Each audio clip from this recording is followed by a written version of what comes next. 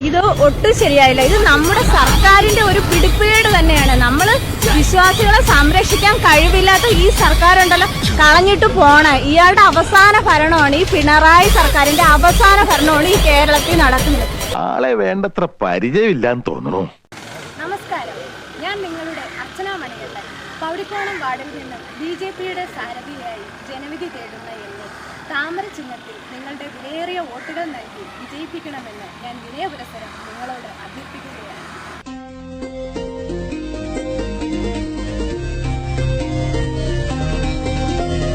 അകലെ അകലെ ശംഭൊലി കേൾക്കാം വീരവിന്ദരമുണ്ട്.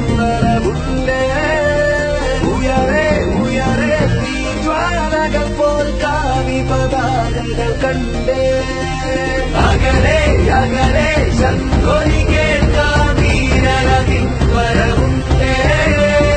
ഉയരെ ഉയരെ തീജ്വാലകൾ പോൽ കാവി പതാകകൾ കണ്ട്.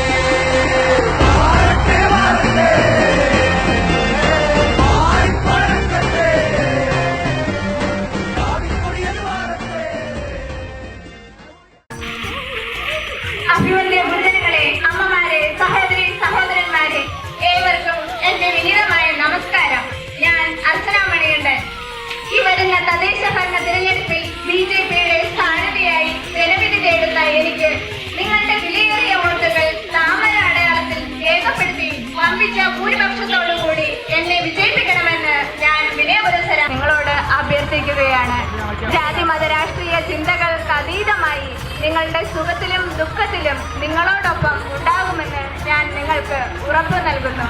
ഇവിടെ എനിക്ക് നൽകിയ ഊഷ്മളമായ സ്വീകരണത്തിന് ഹൃദയത്തിന്റെ ഭാഷയിൽ 1000 നന്ദി നന്ദി നന്ദി.